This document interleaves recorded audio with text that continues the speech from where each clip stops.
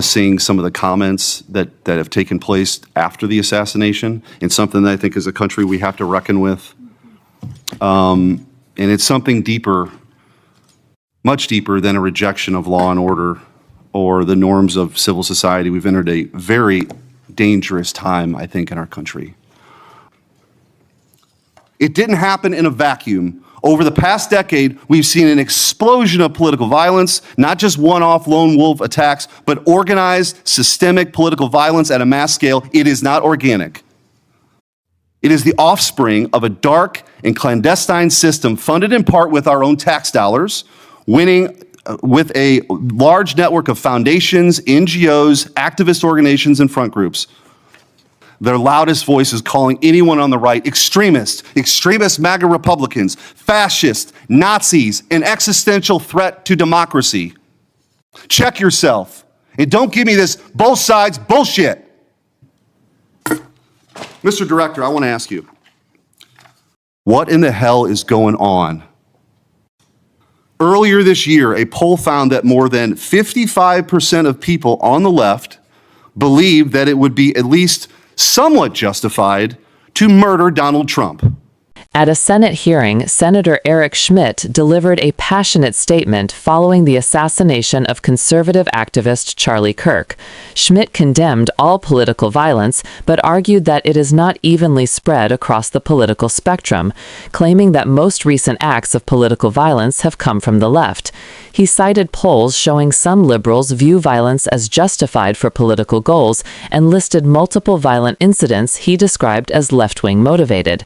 Schmitt also criticized the media, academia, and major donors like George Soros for what he called the funding and normalization of leftist extremism. He challenged the FBI director to acknowledge this trend, warning that unity cannot exist without honesty about where political violence is coming from. His message was clear: free speech must be protected, political violence must be rejected, and America must confront the ideological forces fueling these attacks. Prove it, not only today, but in past days. I've also said some FBI personnel who have been fired, retaliated against my whistleblowers, and I don't remember my Democratic colleagues defending my whistleblowers when their careers were ruined. Senator Schmitt. Thank you, Mr. Chairman. Before I get into the thrust of my comments and questions, Director, I want to thank you. In our meetings prior to your confirmation, during your confirmation, we talked about your desire to get more agents out into the field, out of Washington, and take on violent crime. And you fulfilled that. St. Louis received the largest permanent per capita infusion of FBI agents anywhere in the country. And I know it's not only an isolated event, but we certainly appreciate your honoring your commitment to do that. And I know there's a lot of great opportunities ahead to take on violent crime, which you've highlighted many of the successes in your introductory comments. It's obviously no secret that this hearing takes place in the wake of a horrific American tragedy, the assassination of Charlie Kirk. For those of us who knew him, I know you did too. It's still sort of difficult to put into words what a tragic loss that is, not just for his family, but for our country, for free speech, for a belief that we can have a free exchange of ideas. And he was quite literally shot in the throat in an attempt to silence him and take his life. And so you have this task now of this investigation. There's been an arrest. But I think that we face an even larger crisis that law enforcement alone can't tackle alone. It's a crisis that is culminated in the assassination of Charlie. But it doesn't end there. It's I think every bit present right now, and the challenge is greater than quite frankly, I would have imagined.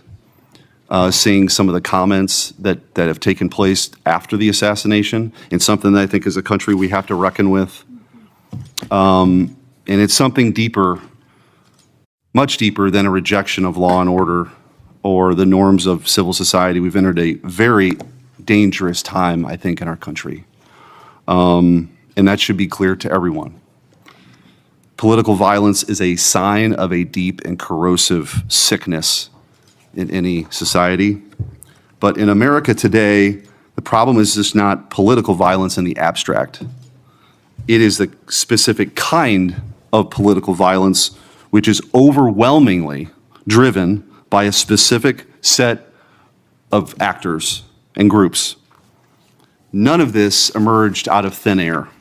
Over the past week, leaders from across the political spectrum have come out and forcefully condemned Charlie's murder and political violence more broadly. For that, we're all very grateful. We should be grateful.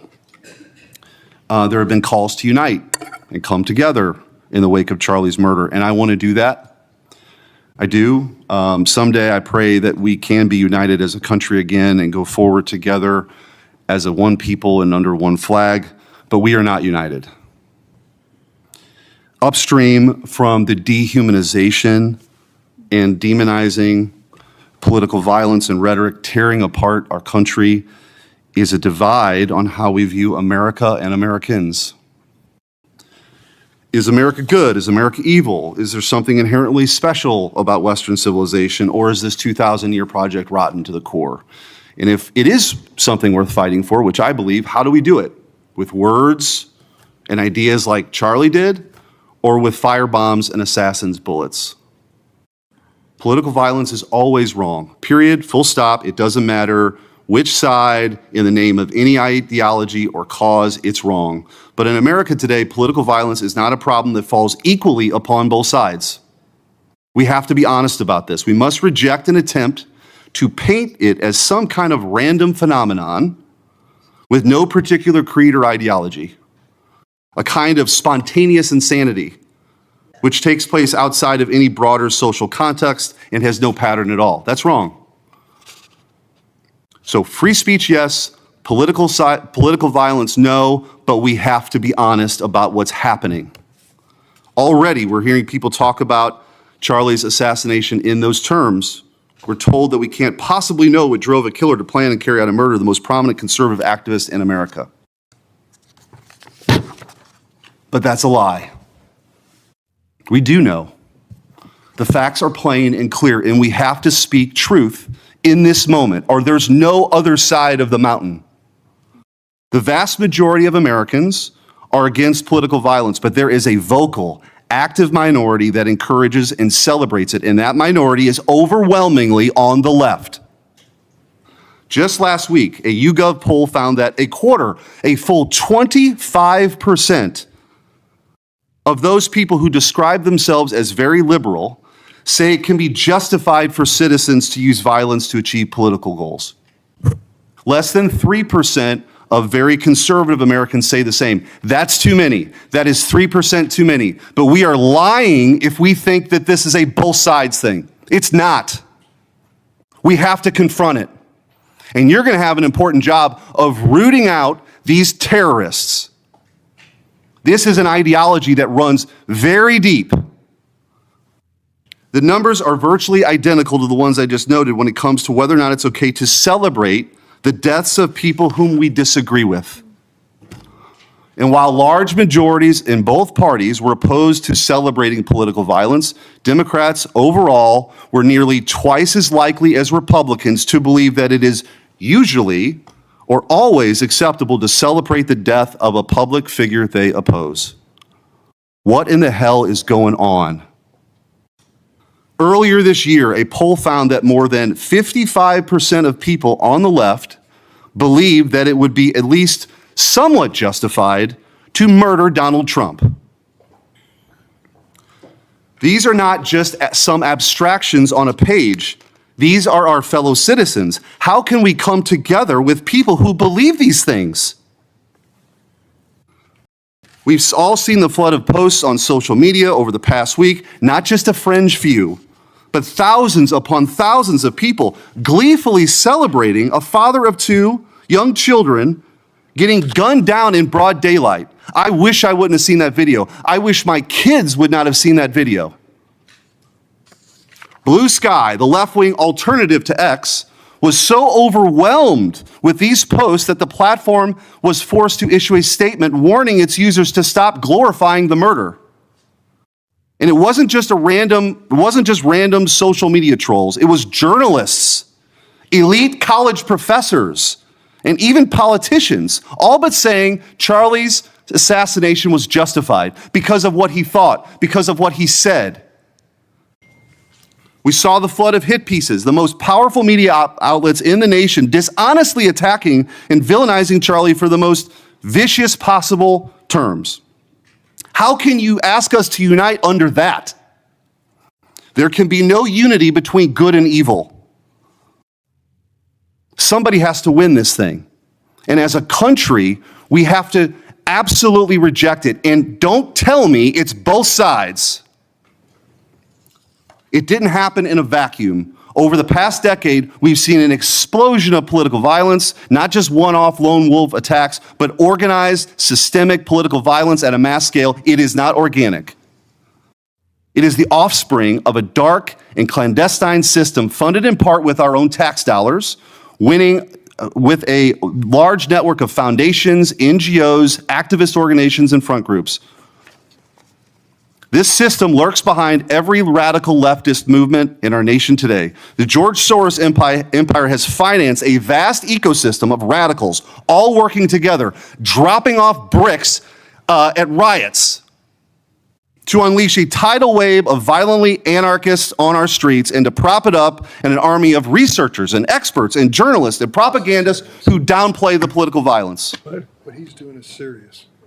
I'm going to ask you, because I don't have a ton of time. The opposite of what we should be doing as a committee. And I would point out, we've heard years of the left, their loudest voices calling anyone on the right extremist MAGA Republicans, fascists, Nazis, an existential threat to democracy. Check yourself.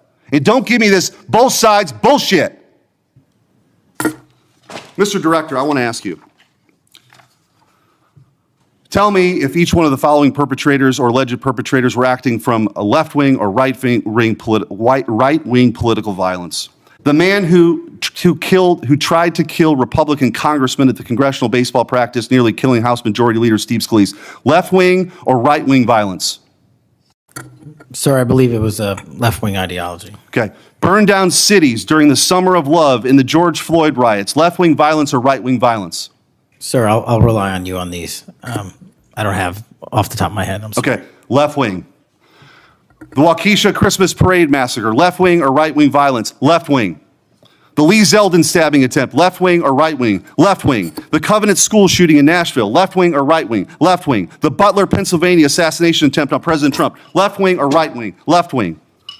The Trump International West Palm Beach assassination attempt, left wing. The Abundant Life Christian school shooting, left wing. The United Care CEO's murder, left wing. Tesla's burned, keyed, damaged, firebombed, left wing, left wing. The murders at the Israeli embassy, left wing. The ICE facilities firebombed, left wing. The Minnesota Catholic school shooting, left wing. The anti-white Charlotte and North Carolina stabbing, left wing. The attempted Utah News State firebombing, left wing. And now, of course, the culmination of this vile trend, a left-wing assassination of Charlie Kirk. So don't give me this both sides. If we want to get to unity, let's be honest. Let's be honest. Free speech, yes. Political violence, no. But let's be honest. Senator Hirano.